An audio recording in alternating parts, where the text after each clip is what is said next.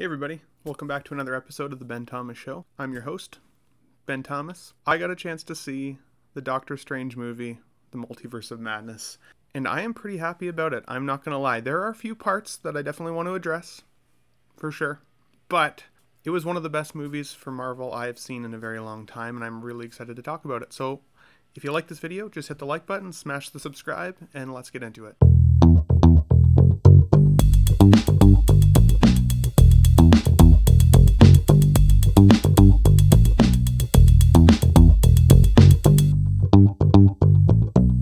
Now, right off the bat, guys, I do want to warn you, I'm going to just talk spoilers about this movie. I'm going to talk about how I feel about the film, what I thought.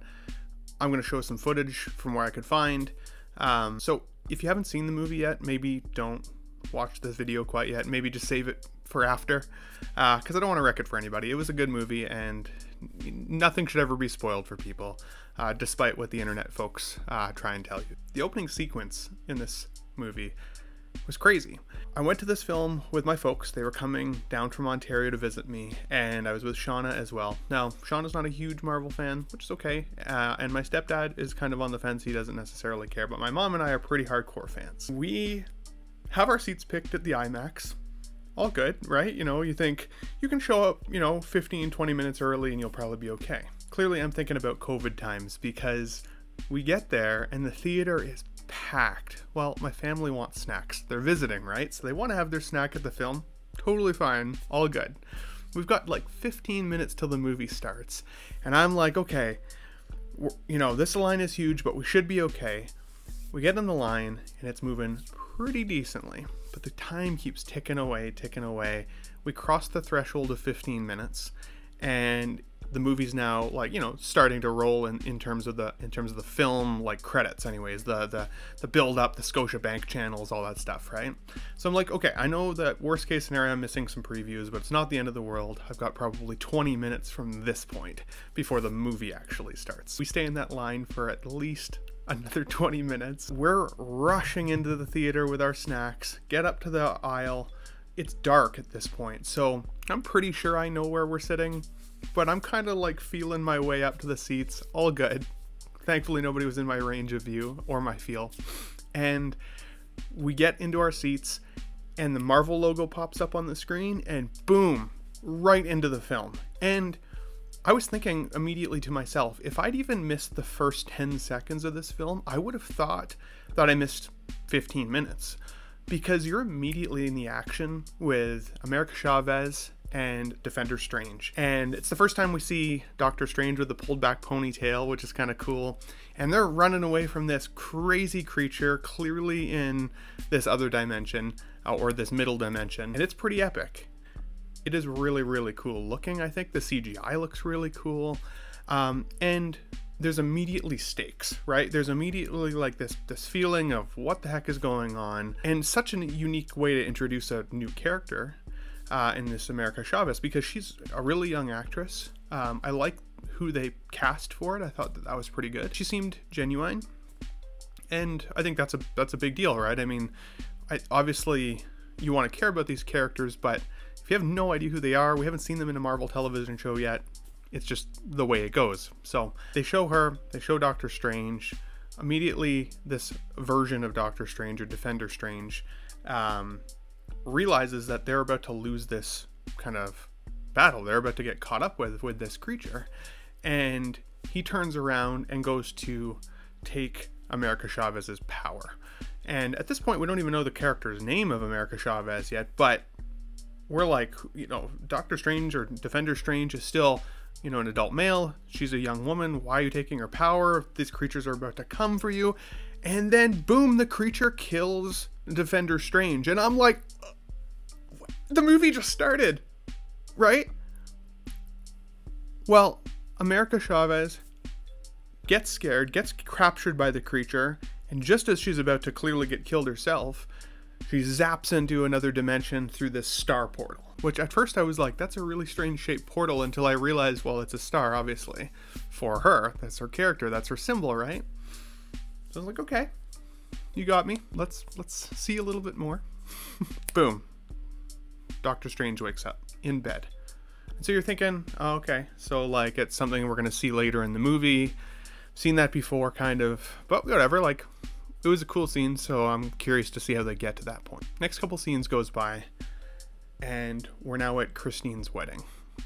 And from the first film, I thought, like, I've always liked Rachel McAdams as an actress. I didn't love her chemistry with Doctor Strange in the first film. It did feel like a little bit forced, but I think probably because he was such an arrogant guy in that film that had to go through this kind of catharsis and growing as a character, that I didn't necessarily root for him at first. So maybe that's the only reason. Well, I gotta say, seeing him standing there at her wedding, I thought was kind of heartbreaking. I'm not gonna lie, like, it's a sad scene, but I think it's cool that they address it, because clearly she's been able to move on with her own life in this reality. There's a lot that's happened in the last 5 years of Marvel, including the blip and including, Doctor Strange being gone. And so now he's back. Like, people have carried on with their lives, and that's just another kind of representation of what we're getting to see in what's gone on in the multiverse, or I should say in this particular universe. But it was heartbreaking. I mean, who of you have been in that situation? Like, I can't imagine going to the person I love's wedding, but if you love them, you should support them, right? So she admits that, like, clearly they didn't work because Doctor Strange is always the one needing to hold the knife. And I thought that was a really powerful way to address kind of his character and his arc and why he's the way he is as Doctor Strange, but also as a man and somebody who's been in love and all of those things. Because it's interesting to think that in Endgame, one of the reasons that the Avengers were able to win was because of Doctor Strange. If he hadn't kind of figured out what that one solution was of however many there were, I can't remember exactly, but they would have failed. Thanos would have won. That would have just been it, right? That would, like, but in his relationship, his inability to let go of the knife cost him the relationship. So it puts you in this situation where you're like, is Doctor Strange in the right? Is he in the wrong? Should he just be a superhero at this point? And then shit starts getting louder outside. So they go out, look outside, out on this balcony, and there is a fucking one-eyed creature coming at you with tentacles down the street, chasing America Chavez, the character we saw from the first scene. So maybe it wasn't something that we're going to see later in the film, or maybe this is just our introduction to this character. Like, bit confusing, but whatever. Doctor Strange jumps off the balcony, Cape kind of engages with him, gets into his outfit, like, I mean, it kind of transforms around him, which I thought was really cool. Clearly magic. He gets down to the street level and he starts trying to, save this person, while things like buses are getting thrown at him, and he's bringing out magic and saws and all this craziness. It was a cool scene. I thought it was neat. The CGI looked fucking awesome. The one-eyed creature thing reminded me of Starro from Suicide Squad 2, like, just a little bit. I mean, it's obviously a different creature, but I think it was just the fact that it had the one big fucking eye made me think of Starro. But shit's getting thrown, Doctor Strange gets knocked out, well, then Wong shows up, and he's been one of my favorite characters in all of the different cameos he's had, as well as his own, like, the Doctor Strange movie at, like, the first one. I thought he was a great character, and he's always, like, good for a bit of a laugh, and it's cool because he's now the Sorcerer Supreme because of the blip, and so he's a badass. He looks like he's, like, lost a little bit of weight, he's a little bit more jacked up, he's doing crazy flip rolls and all this stuff, but he gets knocked off to the side as well. They are able to kill this creature through the eye, and the eye gets plopped out, and it's pretty fucking gross and awesome. The guy beside me was like, oh, didn't even know him, but he was like in this seat. So that was pretty funny. And thankfully they win, right? I mean, the stakes were high. That thing kicked their ass a little bit. And they are able to rescue America Chavez, who immediately runs from Doctor Strange and Wong. And so, of course, they're magic, so they can just, like, kind of basically click their fingers and boom, they're right in front of her again, down the street and around the corner. And they're like, whoa, like, what are you doing? Why are you running? Who are you? And all that stuff. So we get the rundown on who she is, and this is when we get to know her name, and get to see a little bit more about who she is as a character and what her motivations are. I didn't realize this, but from the comics, we find out later in the film that Doctor Strange lost his sister as a child. Later, when you find that out in the movie, you kind of make that connection to this first scene, kind of why I think he feels motivated to actually help her, because he doesn't really know who she is. And you know, he could easily have just said, like, go find another Avenger, or we'll drop you off at, you know, with somebody, or like, it's not really my responsibility. So she explains for a couple more minutes, and Doctor Strange does what I was thinking like the whole time. Prove it, right? If you can tell that he doesn't necessarily believe what she's saying, straight up moves to kind of the next scene where they're bringing Doctor Strange along up to the roof, or I should say she's bringing them up to the roof, and there is dead Defender Strange just sitting on the roof. Clearly he came through the portal with her when they got kind of sucked through, getting away from that creature in the other dimension. And I mean, he's real dead. He looks it. And it's cool because Doctor Strange is able to kind of like, with a spell, lift his body up and kind of rearrange the roof of this building and bury the guy in the roof, right? Kind of cool. Don't think much of it, other than like, that's fucking cool. That obviously helps Doctor Strange kind of trust that what she's saying is legitimate. So clearly at this point in the movie, I'm pretty on board. He says, basically, we need to figure out who is after you, but I know somebody. I know a guy. In this case, I know a girl. Scarlet Witch. Well, Wanda Maximoff. And I like Wanda Maximoff. She's been one of my favorite characters since her introduction. I think for her, she's had one of the biggest story arcs of really any of the Marvel characters, at least in terms of like how devastating her character arc is. Like, when you think about it, if you were to put yourself in her shoes, she has lost her parents as a kid, had clearly PTSD and didn't know how to deal with that. She had powers that she didn't understand. She lost her brother, who got killed even though he was Quicksilver, and should have 100% been able to dodge that bullet. Or bullets. We'll let that go. And she then had to kill Vision, plucking the fucking stone out of his head, basically. Or destroying it with her magic. Watch Thanos rewind time, bring the guy back, for him to then make her watch him pull the stone out of his head and kill him in front of her. And then, if that weren't tragic enough, she then clearly again is trying to deal with her loss. Doesn't necessarily do the right thing and casts a spell over Westview in WandaVision.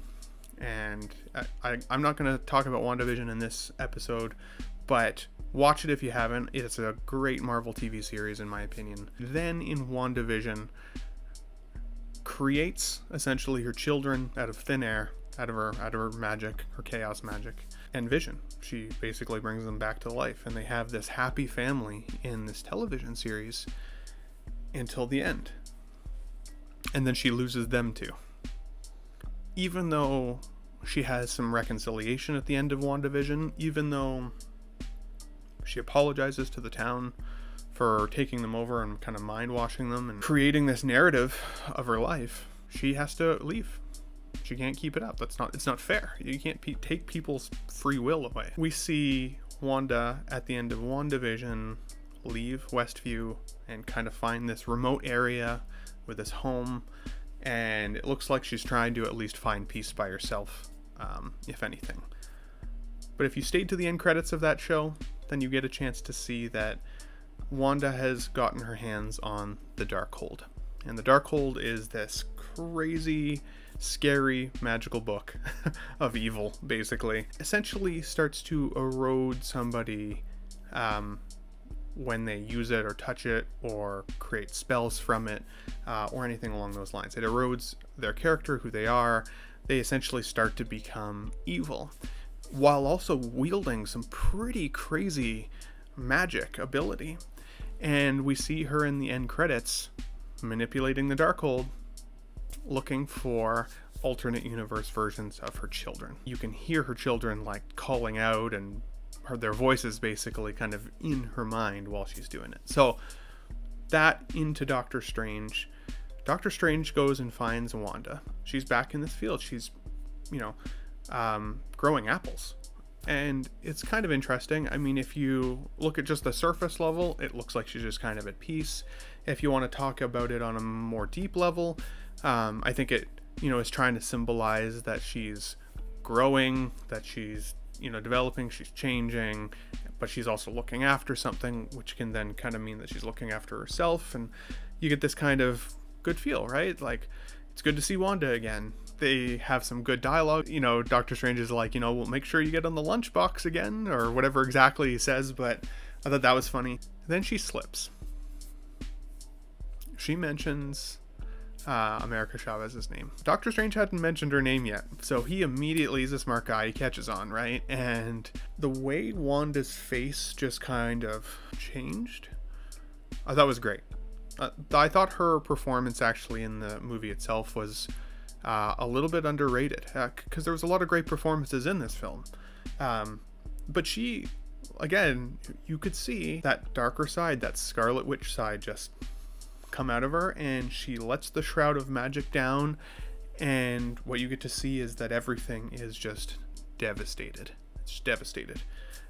Like, the Darkhold magic is looking like it's killing everything in the surrounding area, and it's a scary looking world. Now, this movie is directed by Sam Raimi, and Sam Raimi has directed some of my favorite films of all time, including the Evil Dead movies, which, or at least some of them. I should double check to make sure it was all of them, but at least a few of them. And the style in which he directs, I think, is really cool. Like, he's got a very unique style. I was surprised when they announced that he'd be the director of this film, but as soon as they did, I knew that it would be a bit of a mindfuck, and we'd get to see some pretty unique visuals, some unique shots. If you haven't had a chance to watch the Evil Dead movies, they're old school now, but I still think that they hold up. I think that they're pretty good, and the style in them, he's good at being scary and a little shocking without it being gratuitous. It's fun to watch in a way, but it still has a horror element to it. And when you see Wanda drop the magical kind of shroud down, and you see the evil side to her, now her hair is straight. She looks a little different than what we saw at the end of WandaVision, where she looked, she had the big curly hair locks and everything. So my thought is, can't wait for this hot toy. Like, immediately, right? I'm like, this is gonna be a buy. I like the look of her in this character, like in the Scarlet Witch, and that's really what she's become, partially because of messing with the Darkhold, right? And the chaos within her, the chaos magic within her. We realize pretty quickly that it's actually Wanda pulling the strings, that she is the one who is looking for America Chavez, and she's the one that's been sending these creatures after her, and like, she's the one. And the reason is she's always been kind of the hero, and her motivations are to come and be able to travel through the multiverse by taking America Chavez's power. America has said straight up that she doesn't know how to control that power. She said it to Doctor Strange. I think it's important to note because it shows that she's young, shows that she hasn't become a superhero yet. Like, she is just a kid with powers that she doesn't understand, just like Wanda was. But that doesn't matter, because Wanda wants to find her kids. And even though in this universe she essentially made them up, in other universes they apparently exist. Now, my question is, who's the daddy in the other universes? They don't really get into that at all. We don't need to know. It's just, if the kids don't exist here, how do they exist there? And how are they the same looking kids if they were literally just out of like, sometimes you just have to roll with it, right? That's just the way she goes. Don't think about it too hard. So anyways, she wants to find her kids, and essentially she wants to be able to go and, she doesn't really say it, but basically replace their mother as like the mother. And whoever she is, whoever Wanda Maximoff is in that universe, sorry, tough luck. The superpowered Wanda, the scary Scarlet Witch, she wants to take your family. And it's crazy to think, right? Like, it's interesting when the villain of the film has a motivation that you can understand, that you can kind of relate to, because I think if anybody lost their kids, they would do just about anything to get them back, including going to the dark side, hardcore. And I mean, if you've got a book like the Darkhold at your disposal, you are really going to the dark side. So that's exactly what we're seeing here, right? And it's, again, just another example of how devastating her character development has been, because how much worse is it going to get? And if she fails, what's going to happen? If she succeeds, what's going to happen? So it sets up this really cool next scene where Doctor Strange pieces out, because he now realizes he's basically told the villain where she needs to look, right? And she had said, Wanda had said, I should say Scarlet Witch at this point, had said that sending those creatures was a courtesy. That if she has to come, we're about to see some shit go down, right? And again, with Sam Raimi's style, but it being a Marvel movie, I wasn't really sure what to expect. If it had been an Evil Dead movie, I was expected to see some gore. But with it being a Marvel movie and a Disney property, I'm expecting it to be pretty PG. Can't expect too much violence from that, right? Well, the next battle is pretty awesome because they basically go and meet up with Wong and his army of pupils, essentially, to look at defending America if Scarlet Witch shows up, or if and when Scarlet shows up. And sure enough, she shows up pretty quick. And she shows up in this dark rolling cloud with red lightning and all the scariness of the full might of the Scarlet Witch. And she's floating, and you know, there's some funny dialogue between Doctor Strange and Wong. I like, again, I just love both of those characters together. For Hot Toys, I think I would love to pair both of them together, so I really hope they make a 1/6 scale Wong. I think that would be epic, and it would honestly make me immediately want to pair him, as I said, with the new Doctor Strange that comes out. They have teased the new Doctor Strange for Hot Toys, so I'm excited about that. Different subject. Doctor Strange floats up to Wanda to try and talk her down one last time, right? Like, you don't need to do this. There's got to be another way. What would your kids even think? But she's gone to the dark side. She doesn't see it. She doesn't see the logic in what he's trying to say. She gives him one last chance to kind of turn, like, to don't defend. This is your chance. Like, you know, I'm gonna fuck shit up. And she doesn't say it like that, but you can tell that's what's gonna happen. And he floats back down. The battle ensues, and let's just say Wanda kicks ass as Scarlet Witch. She takes out most of the army that's fighting her. And I mean, they're fighting her with arrows, they're fighting her with cannons, they're fighting her with a whole bunch of cool stuff.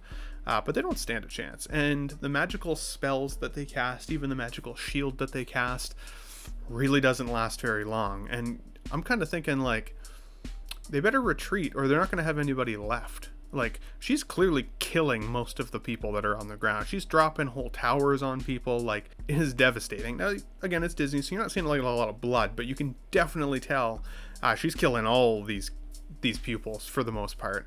So I'm like, get out of there, you know, get out of there, right? They run inside. Wong and Doctor Strange in America, they kind of retreat as the battle is just failing. Like, they're just not going to be able to defend. And they get inside, and Doctor Strange is able to kind of create this like pocket mirror dimension, not dimension, but illusion, like he's done in the past films with Wanda, and kind of traps her in this mirror maze. And it slows her down, but the next scene is one of the creepiest, if not the creepiest scenes I think I've seen in Marvel since it started. And that was Wanda crawling out of the mirrors, all contorted and shit, and like, it was creepy. It was really creepy, but I liked it. I was like, fuck yeah, that is awesome and terrifying to watch. She's scary. When she gets out of that mirror, what are you gonna do now? Like, she just took out fucking all of your reinforcements outside. Now you're trapped in the room with her. They're able to get away. They jump, I should say, America gets scared again. She's able to generate a star portal. And this is this iconic scene where you see Doctor Strange getting pulled apart slightly as him and America fall basically through several different dimensions. And you see all these different dimensions in the background.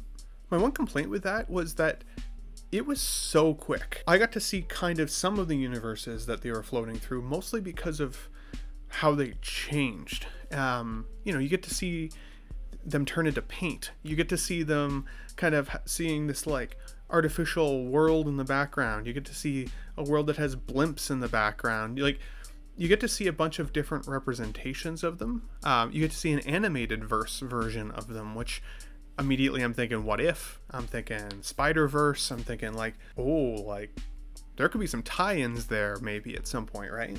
But you see them go through them so quickly that, again, if you were to blink, you'd miss them. Literally, you'd miss them. I don't know how much better they could have done it, because obviously they wanted to show a multiverse really quick. You get to see them kind of travel through all these universes, I keep calling them, but it's basically alternate versions of Earth, until they land on Earth 838. And interestingly enough about 838 is, what we learn really quickly is that you have to treat the multiverse like you don't know anything. You don't know a thing about this planet, because in this particular Earth, you go on red, you stop on green. It's as cut and dry as that. They want to show that what you know about our planet is clearly reversed in this particular world.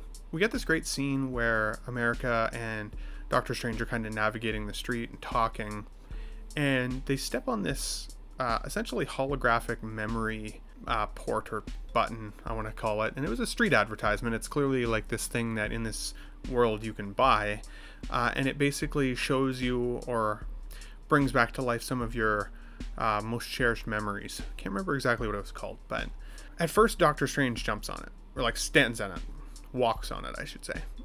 And we get to see him receiving the watch from Christine before he becomes Doctor Strange, when they're still lovers, and clearly it's a meaningful gift to him, and it was something that he couldn't repair after the scene or after his accident because of his hands. This watch just is a representation really of their love and of that time. You can see that it affects Strange because, again, we've not that many scenes ago we were at her wedding, and you just know that it's heartbreaking because of how much he just loves her, right? Well, then he says, we don't have time for this, and steps off. Well, America jumps on, and this is where we get to kind of see her origin story, but in a really small snapshot. So we get to see that in her Earth, or not really her Earth, I guess, I think what they really were alluding to is more of that it's her almost like a pocket dimension that is separate from kind of the rest of the universes of the multiverse. In this particular universe, she has two moms, and her life looks very loving. She's a little kid, basically. And she gets scared and accidentally opens a portal, one of her star portals, that sucks her parents, her two moms, out into the abyss, into who knows where, right? And they're gone, and that's it. And it's like, holy shit, she just lost her parents. That's terrible, right? And it's devastating. And that's what starts her journey through the multiverses, trying to find her parents. It's a good story. I honestly think that instead of having it on the memory button, that could have been even one of the first scenes of the film, just to kind of warm you up to who this character is, so that you do care a little bit more about her when she's then immediately getting chased through, the multiverse or this weird dimension by that creature with Defender Strange. Like, you don't really know who she is when you first see her. If they'd used this as more of a first scene warm up to the movie, like, it might have landed better for me. Like, it was a whatever scene. I didn't love it. I didn't hate it. I'm happy that we're getting a representation of gay and lesbian relationships in cinema, especially in Disney. I think that's important. That's awesome. I celebrated. As I said, I didn't feel too much of a way either way, other than feeling kind of bad for America, right? That she lost her moms. That started her journey. Well, she gets off the pad. She's clearly upset now, right? But Doctor Strange is able to kind of lighten the mood and make her smile again, and they move on, and clearly shows that their relationship is developing. It's no longer just that he's just trying to protect her. He clearly is starting to have an affection for her. I think it's kind of like a younger sister type, like not an attraction, but like a connection, which I think was, again, pretty obvious. So they realize that one of the things that they need to figure out is how they're going to stop this from continuing. They can't run forever from Wanda. She's going to find a way to catch up with them somehow.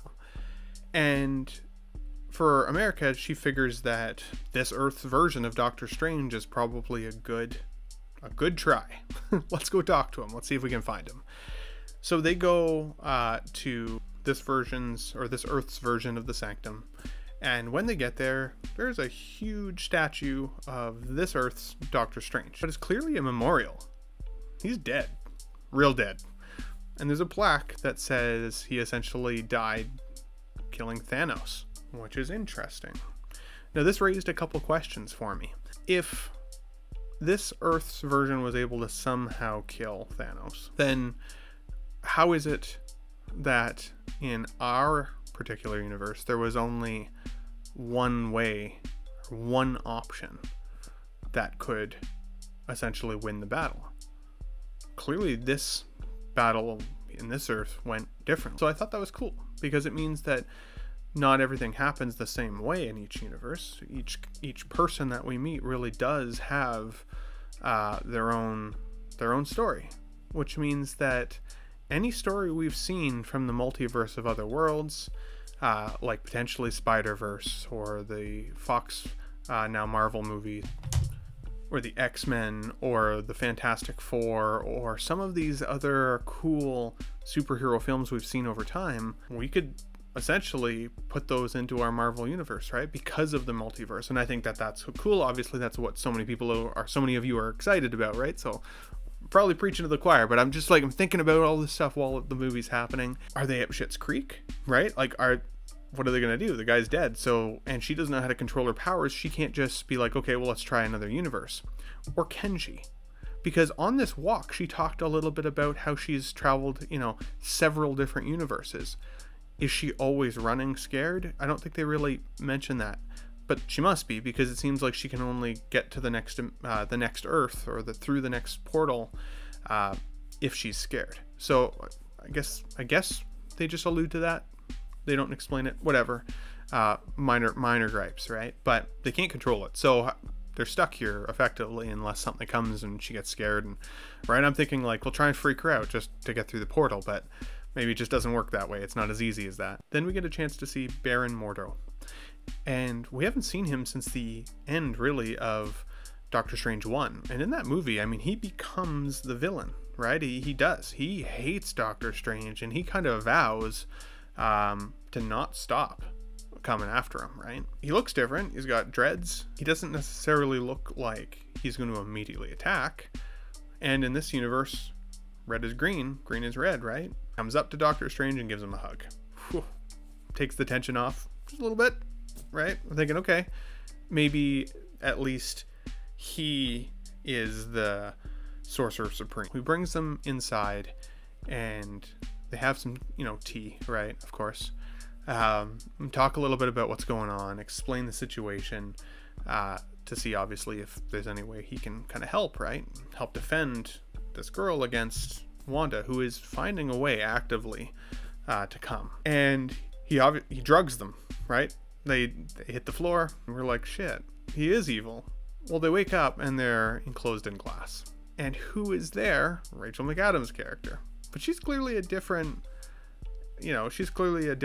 person than the Christine that we saw at the beginning of the film, who was getting married, because she's a different Earth version. We get to kind of find out that she had also had a complicated relationship with this Earth's Doctor Strange before he died, at the hands of Thanos, or kind of wherever they're going with that. That she's kind of out to help to study the multiverse, because the plan in which this universe's Doctor Strange devised to try and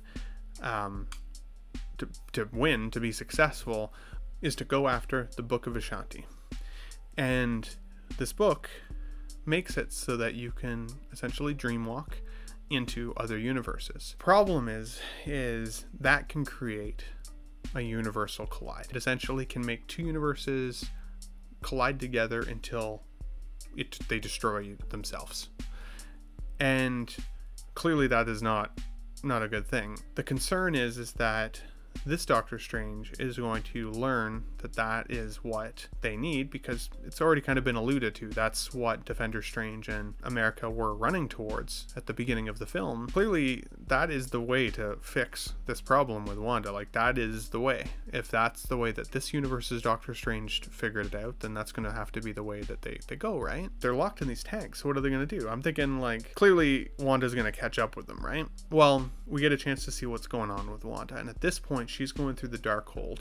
She's got Wong in chains. She is preparing to dreamwalk using spells from the Darkhold into her Wanda variant in this particular Earth that Doctor Strange and America are trapped, and she's successful. You see her kind of creep the windows as kind of like a ghost visage of herself until she's able to take over Wanda in this particular Earth. She then flies out and obviously in search of Doctor Strange. She knows where she's going, clearly, because she's gone on a mission. So I'm thinking, oh shit, she's coming, and she's coming hot. Right? Go back to Doctor Strange. Doctor Strange is being taken out of his cell because he's been summoned by the Illuminati. I, again, have not read a ton of comic books, so I didn't know a lot about the Illuminati before this film. I'd had a chance to do a little bit of research, and I think the benefit for me on this film is that I didn't go in with very much in the way of expectations, because I don't know a lot about what could happen, which I think sometimes in Marvel movies helps. The trailers alluded to was at least that we might get a chance to see Professor X, because we hear Patrick Stewart's voice in the trailer. So that was the only trailer I watched before I stopped watching trailers, because I was like, ooh, I don't want any more spoilers. But I love Patrick Stewart. He's one of my favorite characters of all time. If anybody knows me knows that I love Star Trek, The Next Generation, and he was the main actor in that film, or show. I have films too, but he's awesome.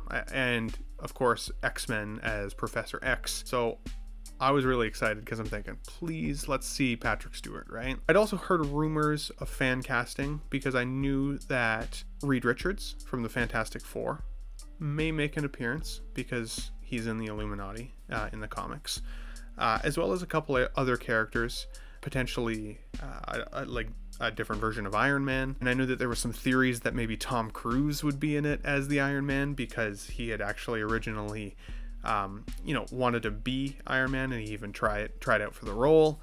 Obviously didn't get it to Robert Downey Jr., which is, I think, a good thing, because I can't see Tom Cruise as a Tony Stark, but as an alternate universe of Tony Stark, sure, why not, right? I'm thinking, okay, who's going to play Reed Richards? Now, again, in terms of fan casting, I've heard a lot of rumors. Jim from The Office, we all know who we're talking about, Jim Halpert, John Krasinski.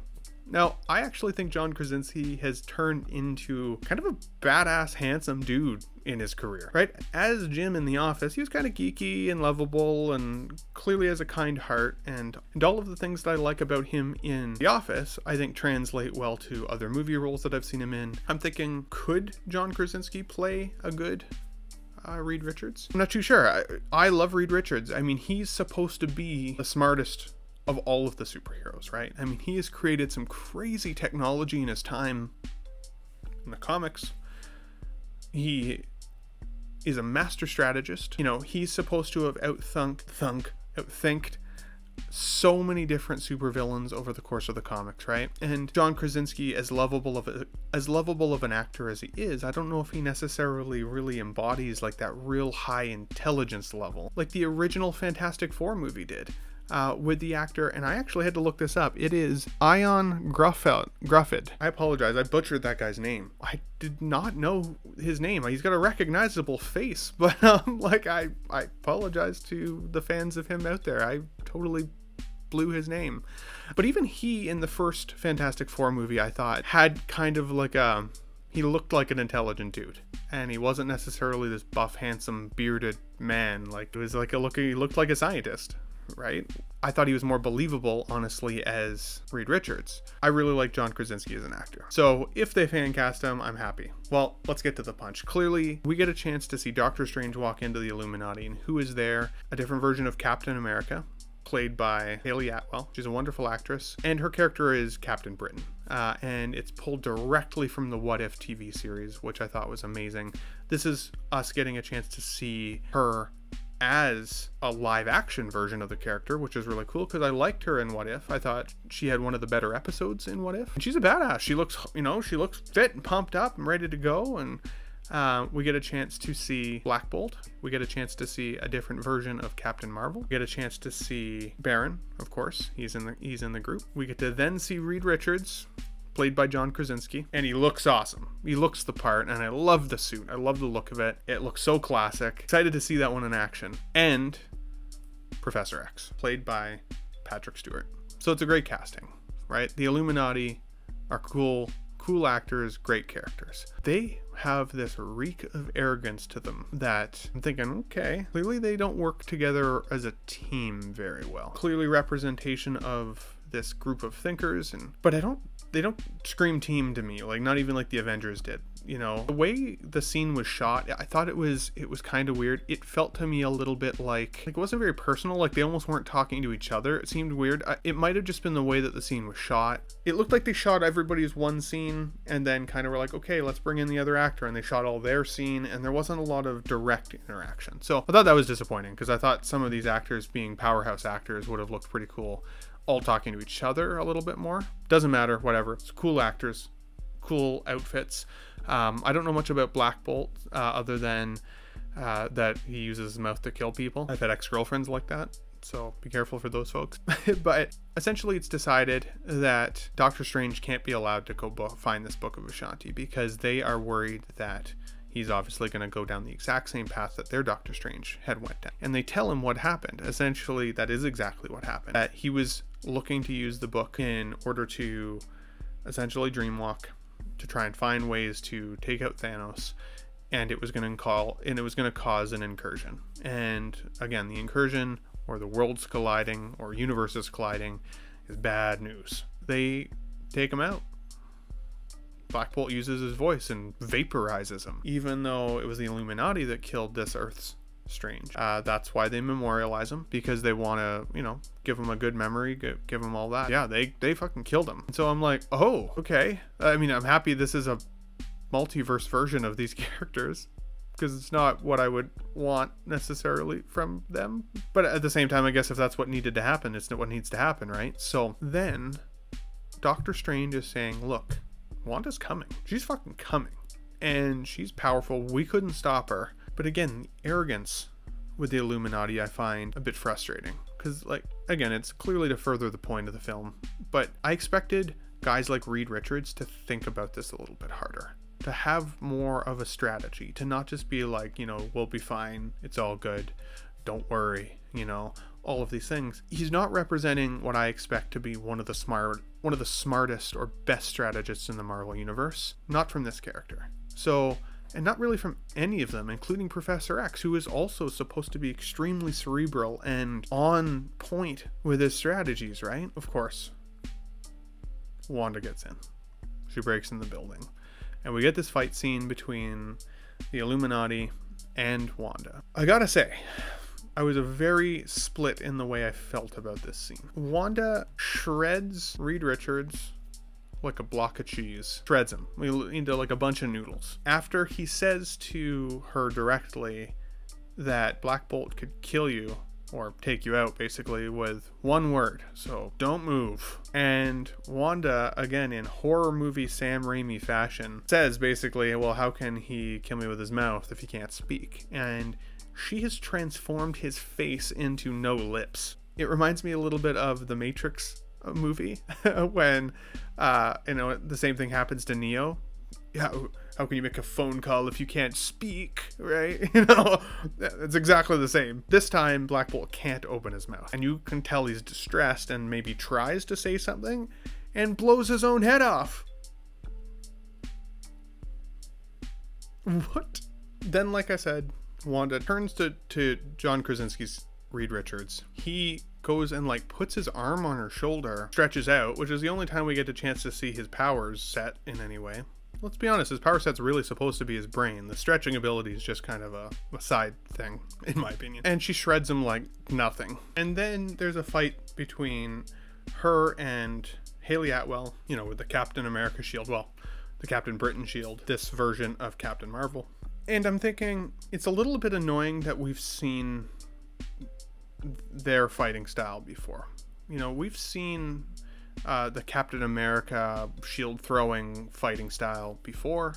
We've seen Captain Marvel's fighting style before, using kind of her pulse blasts or energy blasts. We hadn't got a chance to see a Black Bolt fight ever before. We hadn't got a chance to see a Reed Richards Fantastic Four fight from this, you know, Marvel Universe type of character before. So it kind of sucked that they killed those two guys like immediately, who had like unique and new looking powers that we'd get a chance to kind of explore, in favor of what we've already seen. But I also do like strong characters and strong female characters, and I did think that Hayley Atwell played it really well until she gets cut in half by her shield, just like what happened to Captain America in the What If show, the zombie version anyways. You know, Wanda's able to kill Captain Marvel of this universe, or this Earth, basically by crushing her to death, which I thought was kind of lame. I'm like, she's a super powered character, like really overpowered. I'm surprised that she can be that easily crushed and killed, but it is what it is. I think what this scene meant for comic book lovers and moviegoers and stuff was, it was a great way to maybe hear what the fans have been asking for a while, right? If the fans have been asking to see Patrick Stewart as Professor X, well, we got a chance to. I mean, she killed him pretty quick too, and even that scene was pretty scary, getting a chance to kind of go into her mind for a moment, seeing the version of Wanda trapped under rubble, basically in the mind, right? Trapped in the mind before Patrick Stewart gets, you know, killed. And that guy can't cut a break. I mean, he gets killed all the time now. It's getting kind of ridiculous. You know, at least we got to see him. And for everybody who wanted John Krasinski to play Reed Richards, at least we got to see him. People who have always wanted to see Black Bolt got to see him. And the other two, I mean, I really liked the Captain Britain type character, or Hayley Atwell's version of the character in What If. So it was cool to see her in live action too. I think it was a good way to have cameos within the film that don't necessarily have to mean that they have to stick with it. I guess they can kind of put these characters out there, and depending on probably some fan reaction, they can decide whether they ever want to bring these people back in to the Marvel Universe ever again. I liked the scene, but I also kind of disliked the scene. I was excited to see John Krasinski in the role because I thought he still played it well. I just think that maybe they didn't give him, like, they didn't do him very good justice, I guess, with who he's supposed to be. I hope that if we get to see his character again, he's much more cerebral. He's much more of a strategist. He's much more of the less handsome version of Reed Richards, and more like science and thought and super intelligent dude, I guess is what I'm trying to say. It's hard to put words to it. I hope there's more, a little bit less of the brawn. It gives me hope that we get a chance to see the Fantastic Four coming. And so we need a good one. They're Marvel's first family. It's important. Like, we need to see them. And there's some amazing characters. It also shows that we are going to get a chance to really see the mutants at some point. They're coming, right? I mean, Professor X is in this film. That means that mutants exist. It's just a matter of time before we get to see some of our favorite X-Men. And I forgot to mention this, when they show Patrick Stewart wheeling up in his wheelchair, it's the iconic yellow wheelchair from the comic show back in the day, like the animated series, and they play that fucking was like, yes, I get the chills every time I hear it. That was cool. And again, I'm thinking like 90s X-Men. I am there for it. If it's in live action or animated series continuation or whatever it is, sign me up. I was a huge fan of that as a kid. Right, so excited. Anyways, that's enough with the Illuminati. We get a chance to kind of fast forward in the film. I'm not going to go through scene by scene for the rest of it, but I think some of the next best parts of this film, we're getting to see how powerful Wanda is, because when she continues her chase after killing the Illuminati through this facility after Doctor Strange and America, and they're able to kind of escape through this portal dimension, or this backdoor dimension where the Book of Vishanti is again. Like, I'm thinking, okay, like maybe there's still a chance, because Wanda's scary, and it is an intense scene. Her body looks really fucked up. She's like really all twisted, and scary is the best way to describe it, really, right? And she won't stop.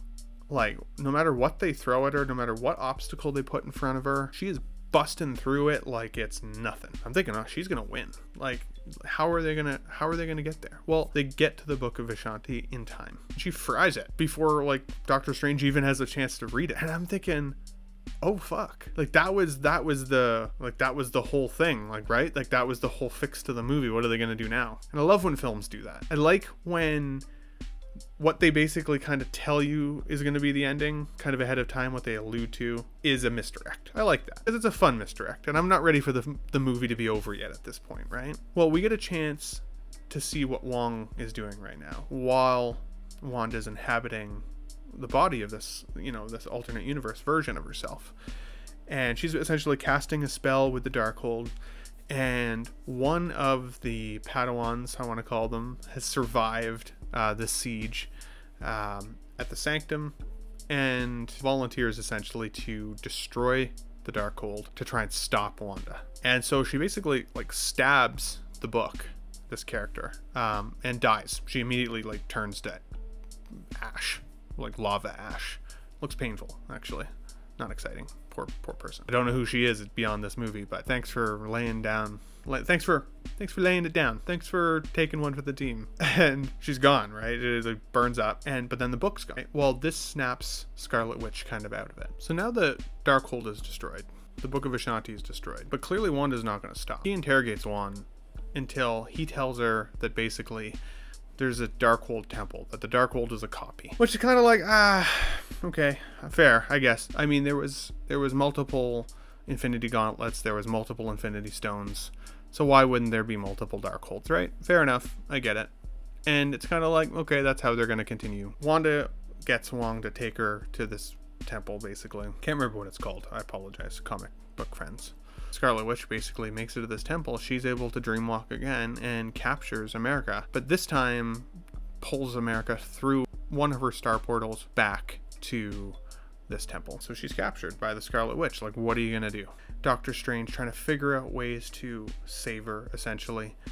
And one of my favorite scenes of the film is when he gets to meet Sinister Strange, who has destroyed his universe, or trying to find ways to be with Christine and be happy with Christine, and just kind of like what we saw with the What If series. And he's destroyed his universe. It caused an incursion, and it is slowly decaying all around him. And it's crazy. It's fucked. Doctor Strange goes inside and meets Sinister Strange, talks to him, and finds out what happened.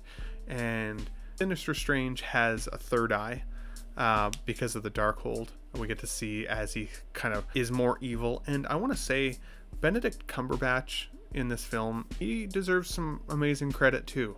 His acting chops with being able to play several different versions of Doctor Strange, I think is fantastic. His range is awesome. And you can tell with Sinister Strange, like, he is evil. Doctor Strange is going to be able to get his hands on another Darkhold, which then is going to help him possibly be able to defeat Wanda, maybe. Doctor Strange and Sinister Strange have this kind of battle between them with floating musical notes that they're throwing at each other through music, and like it's kind of going crazy. And like, you know, it's fun to watch. Definitely visually really cool. And I liked some of the way the musical tones kind of played at the action. Reminded me a little bit of The Amazing Spider-Man 2 when it almost sounded like music as Electro was kind of attacking Spider-Man.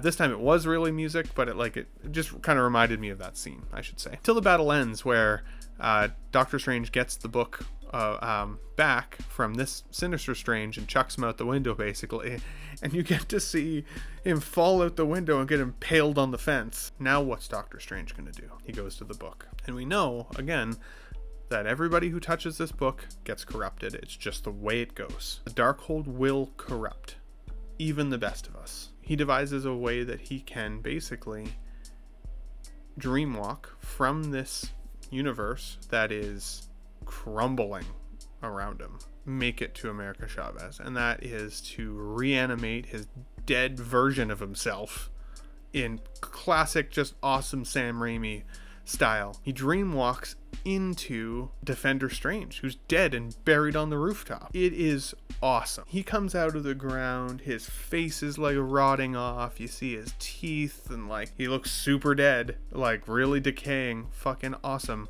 way more graphic than I've seen in a Marvel movie, like in terms of visually dead people. Like, and I've seen a lot of zombie movies and a lot of zombie television shows, The Walking Dead for years, all of that. But I gotta say, like, this, he was creepy looking as a zombie. They really decayed the shit out of his face. I guess it's against the rules to dreamwalk into a dead thing, because these ghoulish creatures come after him, which remind me of the ghoulish creatures from the movie Ghost, when the bad guys get dragged to hell. It's like kind of like creepy, crawly type demon looking characters, ghosts or souls. I don't know, there's probably a better comic accurate version or way to say it than what I realized, but they come basically out of the ground and start kind of surrounding the body of Defender Strange as Doctor Strange is inhabiting it. Well, Doctor Strange is able to overcome it, of course, with magic, and he's able to take control of these ghoulish ass creatures, and he becomes this like swarming cape of evil that he floats up to the mountaintop, kind of flies, I guess, not really floats, sounds less cool when I say it that way, flies up with these ghoulish creatures attached to him and confronts Wanda and America. And, you know, earlier in the film, Wong got tossed off the cliff by Wanda. Thankfully he survived, so he's kind of coming up to help as well against some of these big creatures that are defending Wanda. It's a really cool scene. We get a chance to have a bit of a battle again with Wanda, but we also get a chance to see Wong kick some ass by killing some of the creatures and pulling them off the mountain. And then we get the kind of the final scene where clearly they need to figure out a way to defeat Wanda. And Doctor Strange realizes that the only way they're going to defeat her is kind of similar to what Defender Strange had thought. Or that's what they want us to think, at least. Because remember, Defender Strange wanted to steal America's powers so that at least Wanda couldn't get her hands on them. So we're thinking, shit, Doctor Strange is going to make the same call. Nope. She says, I get it. Take the powers. He says, no, you need to save the day. You need to control your powers. And he basically gives her a motivational speech, to which she then takes to heart and gets up. Now, quick pause there. Quick pause. One of my small beefs is she said the whole movie she can't control her powers. The whole time. And all this time she's been running from these creatures that are after her, and all these people have died and all of this shit. And all it took was a motivational speech from a zombie guy to be like, hey, you can do it. I believe in you. For her to be like, yeah, I can do it. She does. She controls her power. She punches Wanda with her powers. They end up going through like one of her star portals into this other Earth where Scarlet Witch is confronted by her children and a different version of herself. And that of course brings her heart out. And again, like, I don't need to dissect the whole scene, but it was emotional. You had a chance to see the Wanda side of Scarlet Witch kind of come back for a couple seconds, that humanity. When she sees her kids again, and her kids are afraid of her, right? I mean, they are clearly, I mean, she's terrifying. She's a witch, and yeah, she looks like their mom, but they're not. And Scarlet Witch, you know, inadvertently kind of tosses their mom across the room, and so they're like protecting her. I think the one powerful part of that scene is that we get the chance to see Wanda forgive Scarlet Witch, right? Basically say, I get it. Like, it's your kids. Basically, I'd want to do the same. I get it. But it helps Scarlet Witch snap out of it. And she decides, kind of at the end of the film, to destroy the temple. And, you know, the good guys win. America is able to control her powers now. She's able to get Wong out of there through a portal. She's able to come back for Doctor Strange, who's trapped in this pocket dimension, or this other Earth that's being destroyed. And it, you know, kind of comes to a relatively happy end. As I said, I think my beef with that part is just that part of the film is just that it was kind of contingent on a motivational speech. Now, obviously, what they're alluding to is obviously America always had the power within her. She always did. She just didn't know how to control it yet. I think it could have saved some time in the film if, before they did all of this work to try and find these other universe Doctor Stranges and all that stuff, that he just tried to give her a better motivational speech sooner. Like, or practice, like try and figure it out. Like, he knew that even with his own magic, the only way he could be the best is through practice, just like he was as a surgeon. But he didn't recommend she try at all to practice before all this shit happened. So it's a small beef. It is what it is. Overall, the film I thought was amazing. I thought Wanda was terrifying. I liked the action sequences. I like that we got to see the Illuminati, even though there were some parts of those characters that I didn't love, but that's okay. They're dead now. We can get maybe these same characters as our own with the Marvel universe that we now know and love. If that's the case, it's opened up a ton of possibilities. This film has given us a lot of things to be really excited about. For the future of Marvel movies, I think we're going to get a chance to see potentially Secret Wars come, because Secret Wars is really contingent on things like incursions. Battle World, I think, is something that we might get a chance to see in the future. I also really liked that we got a chance to see the humanity of Doctor Strange. We got a chance to see the humanity of Wanda again. She killed a lot of people in this film. She doesn't have a lot of remorse, and it's hard to see, other than potentially her death at the end of the film, that there was any consequences for it. But you see that little bit of red spark when she drops the tower on her at the end there. So I don't really think that she's dead, personally. But I think we'll get a chance to find out, probably within the next couple films or whatever. Movie really threw a wrench, I feel like, in everything that we know about the Marvel Cinematic Universe, just similar to what Loki did with Kang the Conqueror. When is he coming back? Because we're gonna see the evolution of that story at some point, the Loki TV series. What's gonna happen with now that He Who Remains is gone, right? Like, what's gonna happen with these branch universes? Are we gonna start to see incursions? At the end of this film, I recommend staying for the credits, because there is a mid-credit scene and there is an end credit scene. Stick around for that credit scene, because again, I think that just alludes to the fact that Dreamwalking has created incursions, which I think will then lead to those Secret Wars storylines that revolve around a lot of incursions and universes colliding and Marvel characters from one universe battling Marvel characters from another. I think there's going to be some pretty crazy shit coming down the line, and it kind of alludes to that. It also alludes to the fact at the end of the film that our Doctor Strange, because he used the Darkhold, he now has a third fucking eye. Good luck. You have a third eye, bud. Now you can wink extra at people. So, but it shows that the dark side is still within him now, which makes us question, or it makes me question, what's going to happen with this character. Is he going to fully go to the dark side? We've now seen other Doctor Stranges and all these other Earths kind of go to the dark side. It's just really our Doctor Strange so far that hasn't, right? So that's going to be interesting. There's going to be more to that for sure. Lastly, I think this movie was very divisive because it is a lot more focused in horror than any other of the Marvel movies that I've seen. And I do think that expectation and reality can sometimes be different.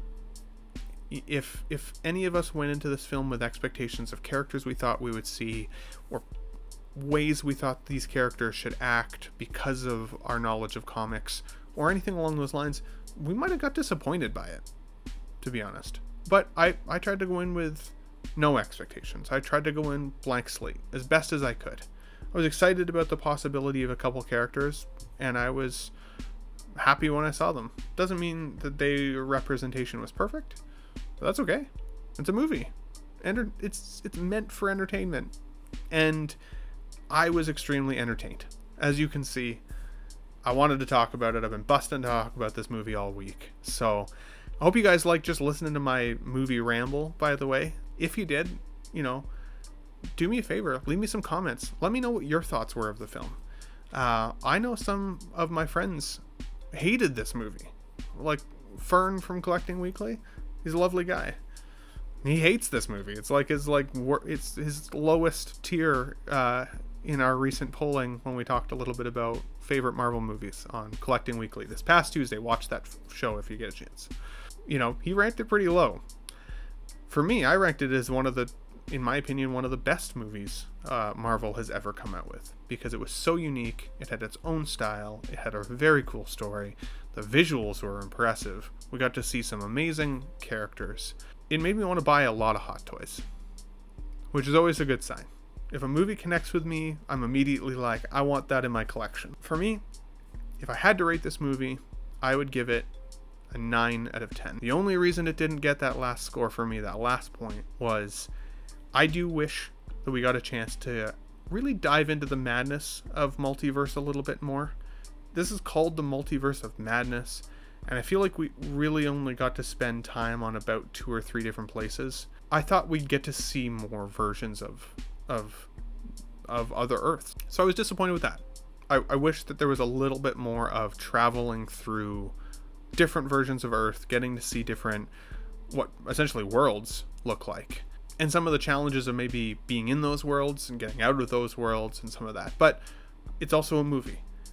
Maybe this would have been a better series where we got more like 6 episodes, where we got a chance to see them travel a little bit more and have more time in the multiverse itself. If there was a little bit more time spent in the multiverse, I think I would have been happier with that for sure. If it was a little bit more comic book accurate in terms of some of the characters that we got a chance to see, I think I would have also been a little bit happier, just because they're some of my favorite characters of all time. And seeing guys like Reed Richards get shredded into noodles, it's kind of tough to watch. But it was also kind of cool. It kind of reminded me of other shows like The Boys. There were some pretty brutal scenes in that. And even the recent animated series, The Invincible, or Invincible. Again, 9 out of 10 for Doctor Strange and the Multiverse of Madness. If you have not seen this movie, I'm sorry, I've probably ruined the shit out of it for you. If you have seen this movie and you don't agree with me, again, that's cool. I totally get it. But I loved it. And things that I love, totally want to talk about. So if you guys like this video, hit the like button, hit the subscribe for me, and I'll catch you on the next movie review talk, discussion, excitement level thing that I do. You guys are all the best. Catch you on the next one.